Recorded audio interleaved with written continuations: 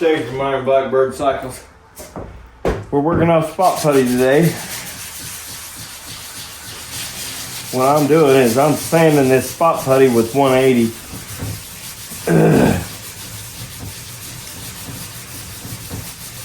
When I get this down to where I want it, then Val come behind me with 320 and sand out the 180 scratches. So, as you can see, there was a nick right there, and I just left the spot putty where the nick was. Go ahead and do this other one.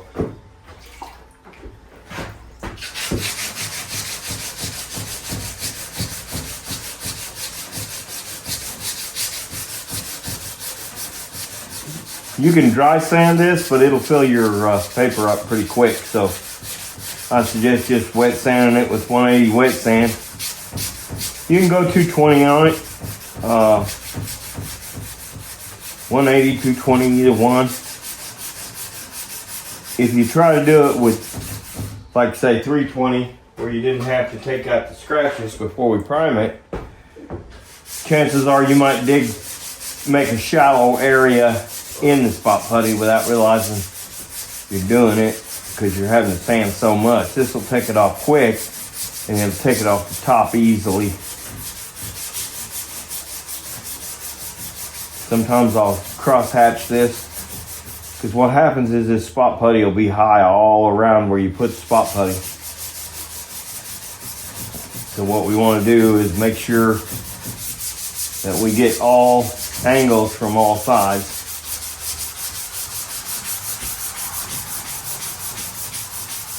As you can see, I'm down to the original white, and that was where the hole was. It's right there. So, not a hole, but a chip. So as soon as I get these three spots down, then he's going to come over with the 320.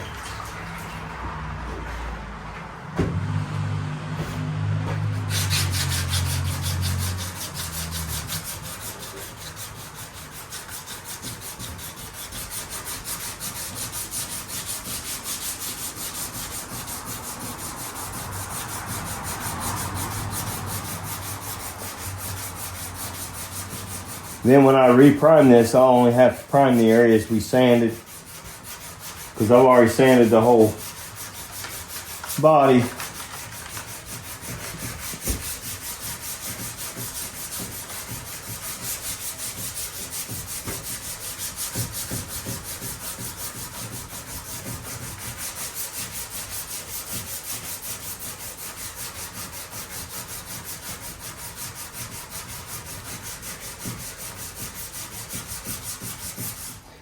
Now you can see the reason I spot putty that was because of this scratch.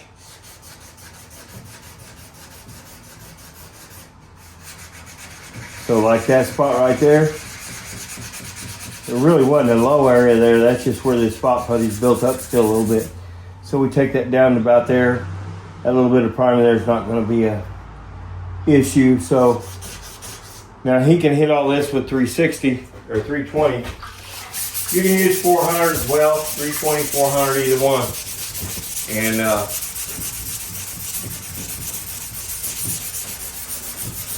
that'll get everything slick.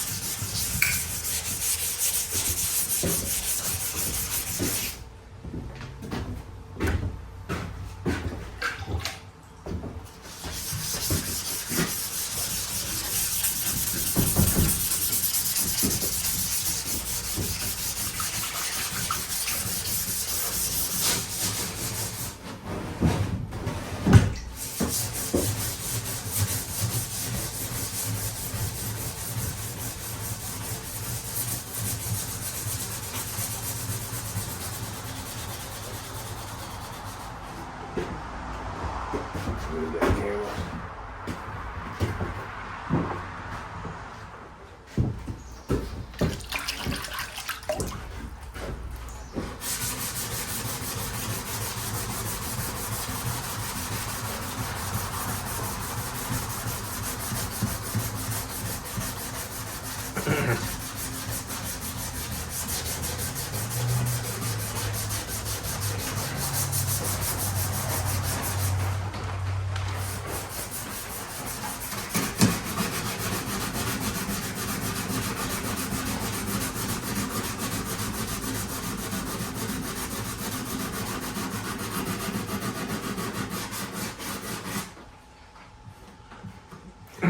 Like I always say, you can film more than you can see.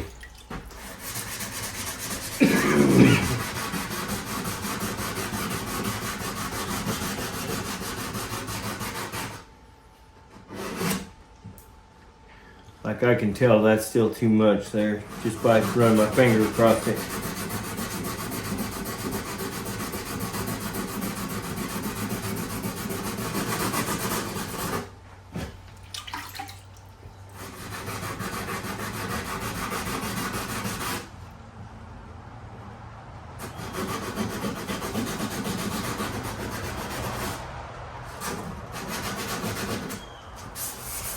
And once we get all this,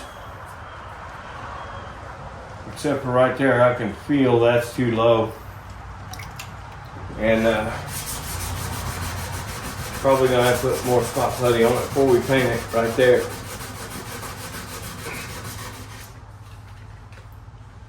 Yeah, there's some spots right there. That crack was pretty deep there. We had to route out the crack because you can't just fill a crack in gel coat, because it's definitely not, the crack's not big enough for stuff to go down in it to fill it, so you have to route it out to make it wider.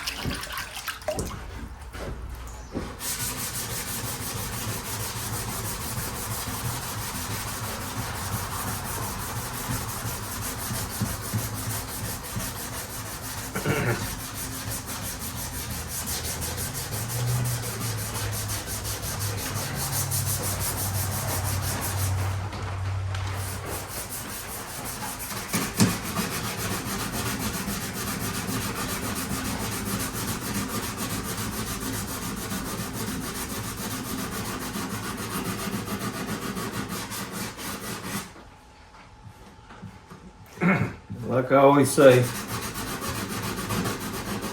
you can film more than you can see.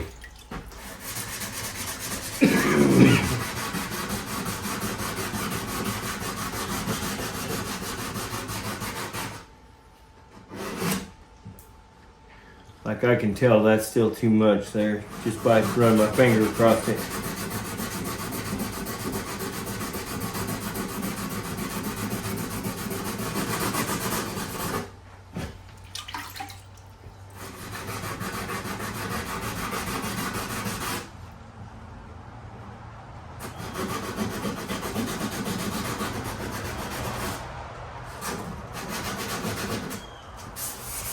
And once we get all this, except for right there, I can feel that's too low. And probably gonna have to put more spot putty on it before we paint it right there.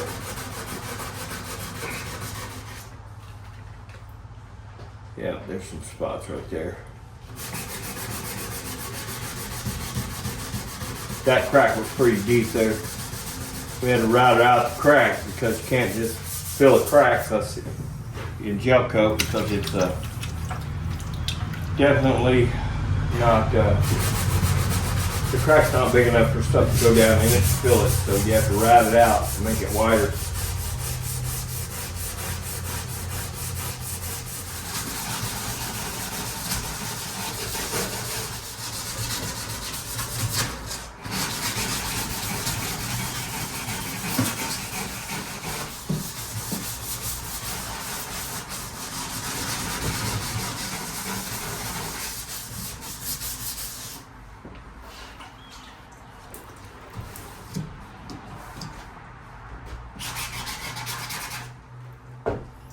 Put a bucket over here a little bit.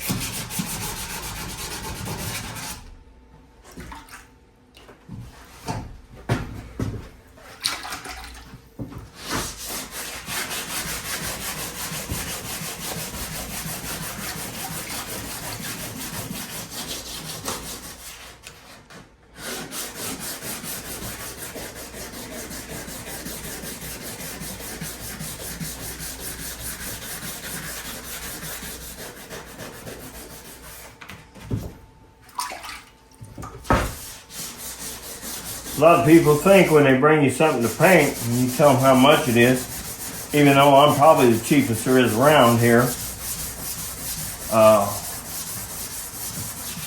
they think, oh my God, the cost of that is ridiculous. And you gotta explain to them, this is a lot of work that goes into making something slick enough to paint.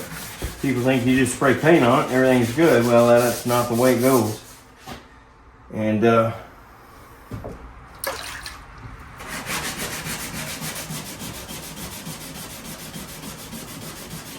lot of work goes into just prepping something. And the cost of paint right now is crazy. Years ago, when I was 18 years old, I could paint a motorcycle for $500. And that was a lot of money back then. And people would still taunt you at the price, of course, but it wasn't a lot of money back then. Now, if I tell them $2,500 just to do a one color paint job on a motorcycle, they're all over me. Oh my God. And I'm like, you don't understand. First off, they're probably going some crazy color like red, which is the most expensive pigments out there. And then on top of that, you're dealing with, $300-400 for the color, another $400-500 for good clear. By the time I figure in a little bit of primer and sandpaper and everything else, you're looking at $1,000-1,500 just in cost alone of the material. Everything just went sky high. And another reason why I don't paint cars.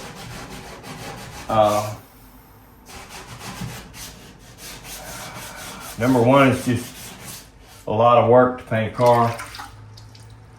Now, what I got coming up though, possibly we're gonna go look at today, and we'll film it. We're gonna go look at I think a 32 Ford kit car, basically. And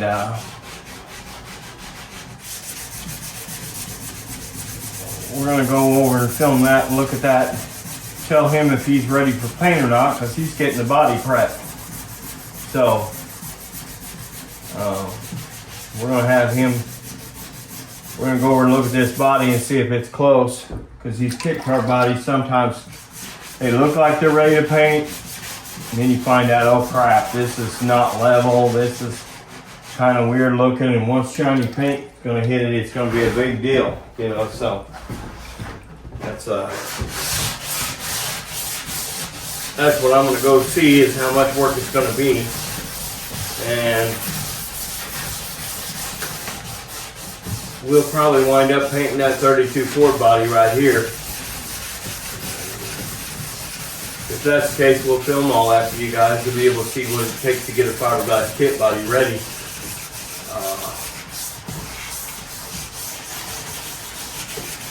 And the good thing about it is there won't be a lot of masking or anything, because he's getting the body ready off the chassis. So.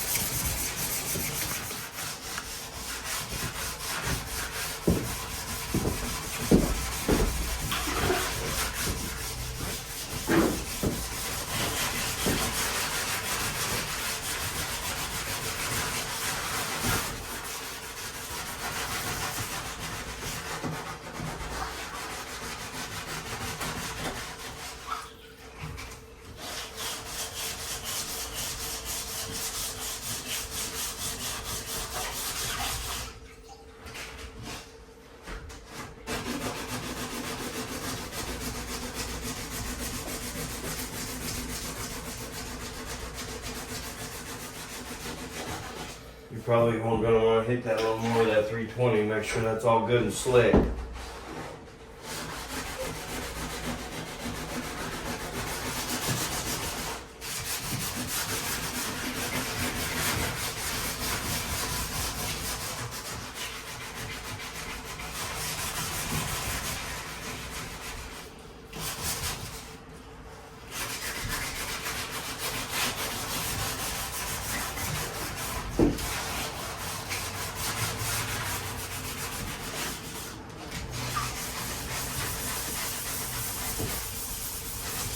Got a quick story about my little brother. He come down here one time and had some old sheet metal, and wanted it painted and put on his bike. I said, man, I'm really busy, but if you'll get it ready, get it sanded, get it prepped, then we can shoot it. And he'd sand a while, come over and say, how does it look now? And I'd say, well, you got to sand here, you got to sand here, you got to sand here. And he'd go back to sanding, and a couple hours later, he'd come get me, and I'd go look at it, and I'd say, well, here, here, and here. And he'd say, I think you're just messing with me, making me sand this stuff 5 times more than you need to. And I said, no, I'm really not. Trust me, now you know what I go through. But over the years, he's helped me do enough projects that he's figured out that I wasn't lying to him. This is not the easiest job, is getting something prepped.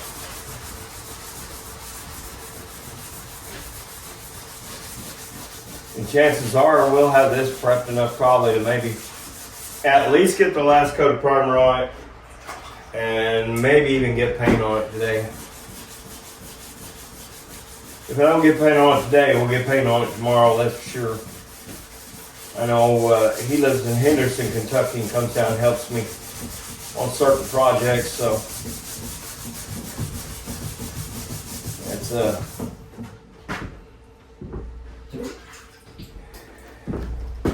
and trust me, the help is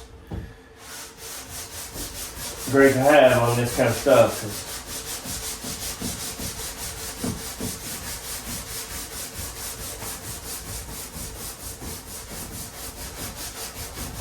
It can be a lot of work.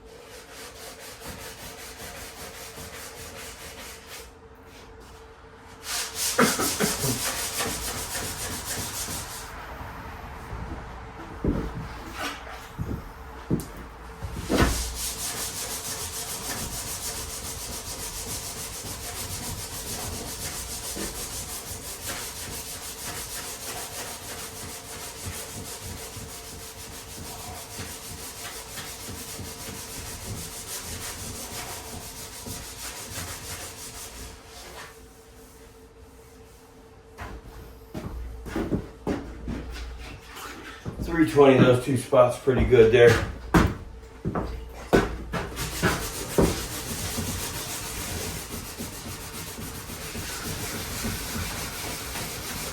Go at those from all angles so they'll kind of level out.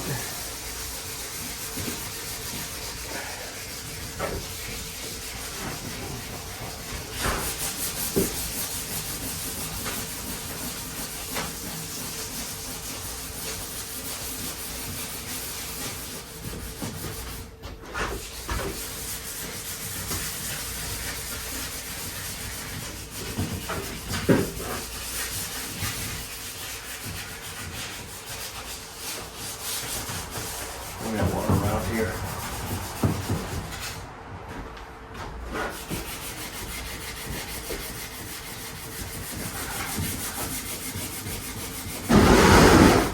We got the response over here.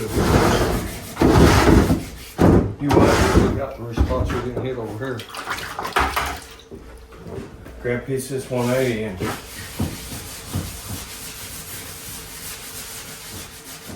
go ahead. Then we'll be working on this ridge for a little bit. Look at that. Should be a half a sheet laying up there on the table.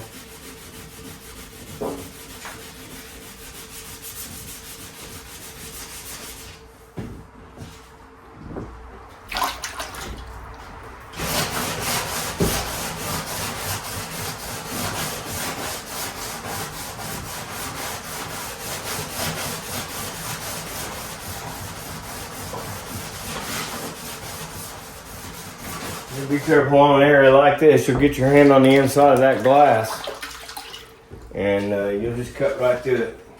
Your hand, I mean. Make sure your hand don't slip off sandpaper. Nothing worse than a fiberglass cut, because cut usually winds up full of fiberglass splinters as well.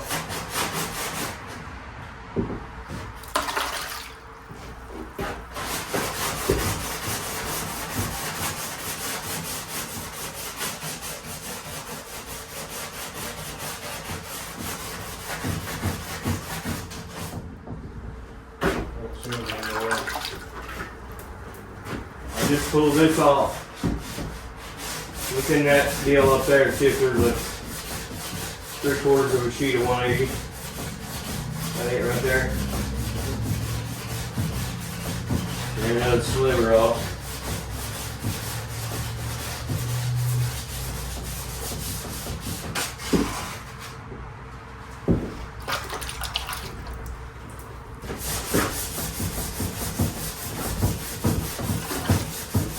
This right here will be part 2 of the project. I should have it up tonight.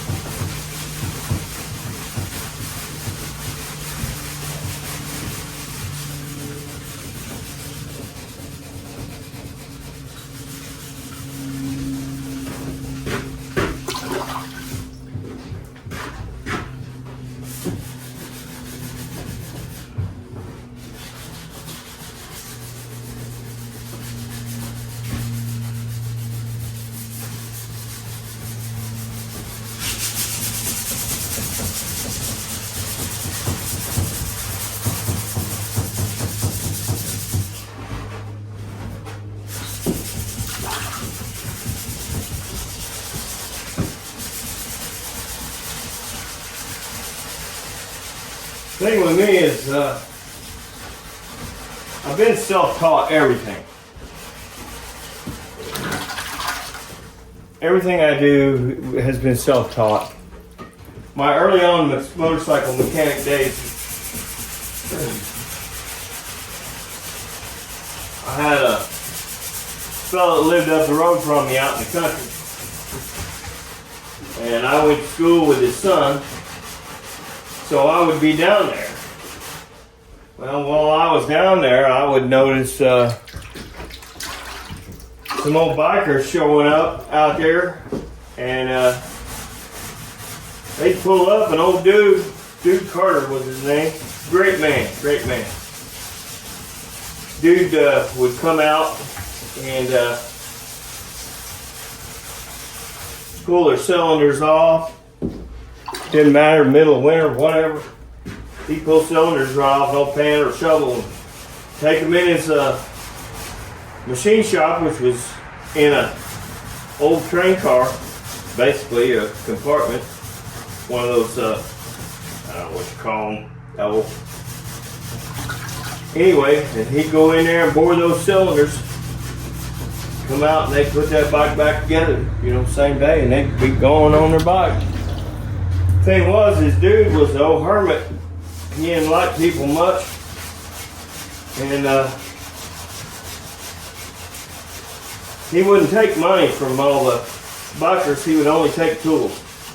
So if you had something you needed worked on that you took out the dude, you had to take him tools. You couldn't take him cash. He didn't go to town. Cash didn't mean nothing to him. He, like I said, he's no hermit Harley mechanic. Best in the country. He wasn't just a Harley mechanic, but he's way out in the sticks, boy. And I'll tell you, he had every version of Hot Rod magazine to ever come out. And I grew up down there. And man, every time somebody was working on a motorcycle, I was right there. And dude, when I got my first Harley, dude taught me everything,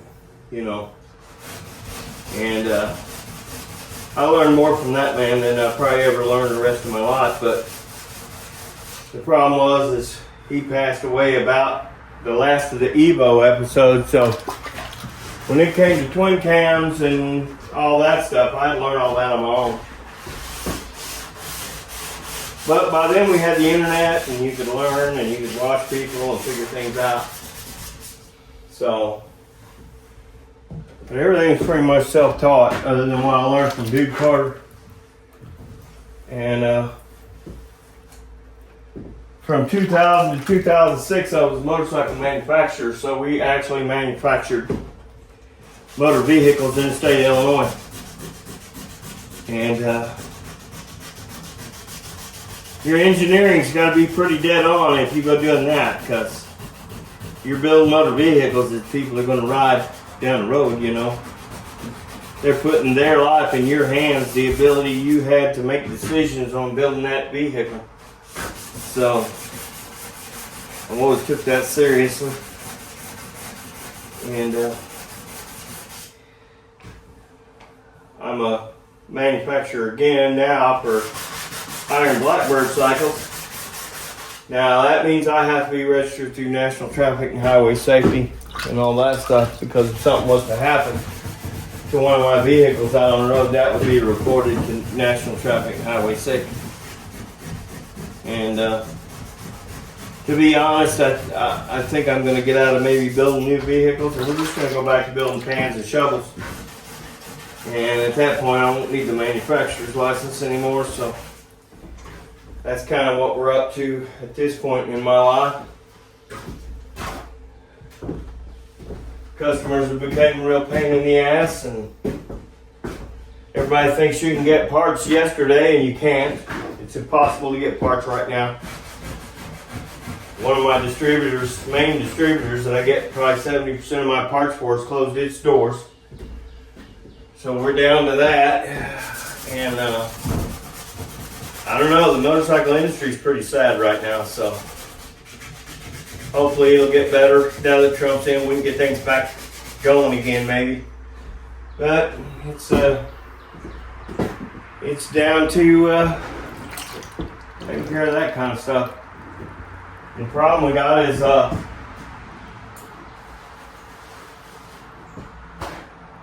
the the industry has got so bad that we're now, I don't expect Harley to make it through this, to be honest. If Harley doesn't do something drastic to save their own asses, they're going to be done. You know, we're looking at Indian being on their third time around. You know, being gone to funk and back up after 3 times. Now, I think they've figured it out. You know, they're building some pretty decent motorcycles. And they're cutting corners on them, I'm sure. You know, we're all gonna, you know, the days of buying a Harley and it lasting for 100 years, you know, are probably well over, because I would say at the cost of parts and everything now, I would say Harley's probably going to either start building stuff really cheap, which is not going to make us old guys happy because we're used to a good, dependable motorcycle you can ride from here to California, or they're going to